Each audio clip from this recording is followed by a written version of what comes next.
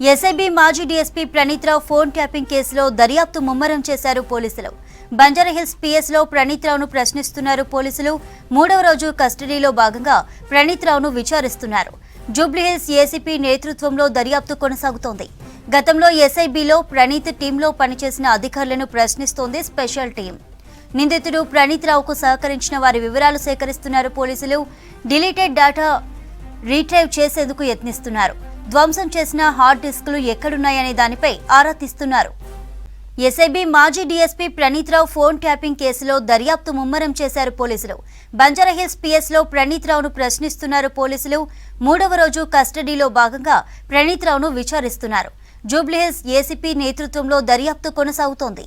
గతంలో ఎస్ఐబిలో ప్రణీత్ టీంలో పనిచేసిన అధికారులను ప్రశ్నిస్తోంది స్పెషల్ టీం. నిందితుడు ప్రణీత్రావుకు సహకరించిన వారి వివరాలు సేకరిస్తున్నారు పోలీసులు. డిలీటెడ్ డేటా రీట్రీవ్ చేసేందుకు యత్నిస్తున్నారు. ధ్వంసం చేసిన హార్డ్ డిస్కులు ఎక్కడున్నాయనే దానిపై ఆరా తీస్తున్నారు. ప్రణీత్రావు కస్టడీకి సంబంధించి మరిన్ని డీటెయిల్స్ రత్నకుమార్ లైవ్ ద్వారా అందిస్తారు. రత్నకుమార్, డీటెయిల్స్ అంటే చంద్రిక, ఎస్ఐబి మాజీ డీఎస్పీ ప్రణీత్రావు మూడో రోజు కస్టడీ విచారణ కొనసాగుతోంది.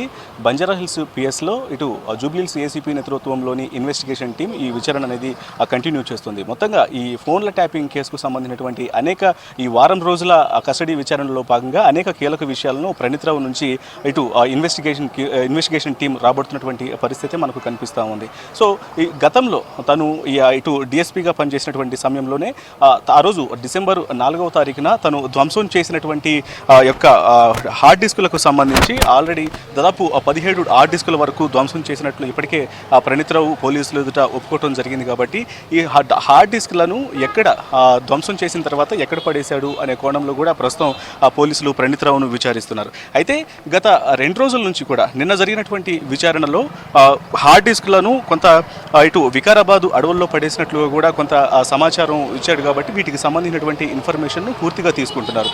వికారాబాద్ అడవుల్లోనే హార్డ్ డిస్క్లను ధ్వంసం చేసి అక్కడే పడేశాడా, లేకపోతే ఇంకొక ప్రాంతంలో పడేశాడా అనే వాటికి సంబంధించి కూడా పూర్తి వివరాలు ప్రణీత్రావు నుంచి రాబడుతున్నారు. మరోవైపున నిన్న ఒక డైరీని కూడా స్వాధీనం చేసుకున్నారు. కాబట్టి సిరిసిల్ల వెళ్ళి స్వాధీనం చేసుకున్నటువంటి ఆ డైరీలో ఎవరెవరి కాంటాక్ట్ నెంబర్స్ ఉన్నాయి అనే దానికి సంబంధించి కూడా పూర్తి వివరాలు ప్రణీత్రావు నుంచి తీసుకుంటున్నారు. ముఖ్యంగా గతంలో అధికార పార్టీలో ఉన్నటువంటి కీలక నేతలకు సంబంధించినటువంటి ఏమన్నా ఫోన్ నెంబర్లు ఉన్నాయా, తన ఫోన్లను ఒకవేళ దొరికిపోతే తన ఫోన్లను సీజ్ చేసి తర్వాత వాటిని ధ్వంసం చేసి తర్వాత కూడా ఎటువంటి ఆనవాళ్లు దొరకకుండా ఉండటం కోసం ఆయా ఫోన్ నెంబర్లను సీక్రెట్గా డైరీలో రాసుకొని కొంత ఆనవాళ్లను మాయం చేసే ప్రయత్నం చేశాడా అనే వాటికి సంబంధించి కూడా ఇప్పుడు డైరీలను వెతకడం జరిగింది. డైరీని అదుపులోకి స్వాధీనం చేసుకోవడం జరిగింది. స్వాధీనం చేసుకున్న డైరీలో నుంచి ఎవరెవరైతే కాంటాక్ట్స్ ఉన్నాయో వాటికి సంబంధించి కూడా కొంత విచారణ చేస్తున్నారు. ఇక ఇప్పటికే ఈ యొక్క ఎస్ఐబిలో తనకు సహకరించినటువంటి కొంతమంది ఇటు పోలీస్ అధికారులకు సంబంధించి ఒక సిఐని కూడా విచారించడం జరిగింది. ఇవాళ మరొక 4 ఎస్ఐలను కూడా విచారించబోతున్నారు. అయితే వరంగల్లో గత ప్రభుత్వ హయాంలో కీలక పాత్ర పోషించినటువంటి ఒక రాజకీయ నేతకు సంబంధించినటువంటి ప్రమేయం కూడా ఈ ఫోన్ల ట్యాపింగ్లో ఉందినటువంటి అనుమానాలు ఉన్నాయి. కాబట్టి వరంగల్లో కీలకంగా పనిచేస్తున్నటువంటి మరొక 2 పోలీసు ఉన్నతాధికారులను కూడా కొంత ప్రస్తుతం అదుపులోకి తీసుకొని వాళ్ళను కూడా విచారించే అవకాశాలు అయితే కనిపిస్తున్నాయి. ఇప్పటికే వాళ్ళను హైదరాబాద్ తరలించినట్లు కూడా తెలుస్తుంది. మరికొద్దిసేపట్లోనే వాళ్ళను హైదరాబాద్ తీసుకొచ్చి ఈ కేసుకు సంబంధించి విచారించే అవకాశాలు అయితే కనిపిస్తున్నాయి. ఇక ధ్వంసం చేసినటువంటి హార్డ్ డిస్కులు ఎక్కడ ఉన్నాయి, అలాగే ఆ డైరీలలో ఏముంది, అలాగే ఇప్పుడు ఈ కేసుకు సంబంధించి మరిన్ని వివరాలు తెలియాలంటే గతంలో ఎస్ఐబిలో కీలకంగా పనిచేసినటువంటి అధికారులు, ఇప్పుడు ఇంటెలిజెన్స్ అధికారుల యొక్క ప్రమేయం కూడా వాళ్ళ యొక్క సహకారం కూడా తీసుకోవాలన్న ఉద్దేశంతో కొద్దిసేపటి క్రితమే గతంలో ఎస్ఐబిలో పనిచేసినటువంటి ఏసీబీ కేఎస్ రావు ప్రస్తుతం శంషాబాద్ ఏసీపీగా పనిచేస్తున్నారు. ఆయన గతంలో ఇంటెలిజెన్స్లో పనిచేశారు. కాబట్టి ఆయన కూడా ఈ విచారణలో పాల్గొన్నారు. సో జూబ్లీహిల్స్ ఏసీపీ నేతృత్వంలో జరుగుతున్నటువంటి ఇన్వెస్టిగేషన్లో ఉండి మొత్తం ఈ యొక్క ఫోన్ల ట్యాపింగ్కు సంబంధించినటువంటి ఉన్న వాస్తవాలన్నీ కూడా ప్రణీత్రావు నుంచి రాబడుతున్నారు. ఇక వాస్తవానికి ఫోన్ల ట్యాపింగ్ అనేది చేయాలి అంటే ఫోన్లు ట్యాపింగ్ చేయడానికి అదొక పెద్ద ప్రాసెస్గా ఉంటుంది. లీగల్ ఆప్టిమైజేషన్ అంటారు.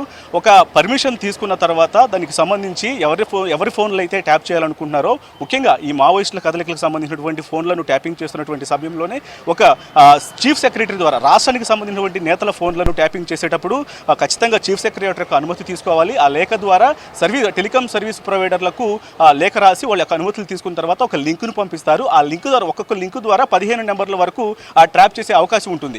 కానీ ఈ యొక్క ఎటువంటి అనుమతులు అనేవి లేకుండానే ప్రణీత్ రావు యొక్క ఈ తతంగం అంతా కూడా ఉన్నతాధికారుల యొక్క ప్రమేయంతో చేపించాడు. కాబట్టి వీటికి సంబంధించి అసలు తనకు సహకరించినటువంటి ఆ యొక్క ఉన్నతాధికారులు ఎవరు అనేటువంటి డీటెయిల్స్ కూడా పూర్తిగా రాబడుతున్నటువంటి పరిస్థితి కనిపిస్తోంది. ఈ యొక్క ప్రచారం ప్రస్తుతం కొన్ని గంటలుగా కూడా ప్రణీత్ రావును బంజారా హిల్స్ పిఎస్లోనే విచారిస్తున్నారు. Chandrika. Right Ratna, thank you.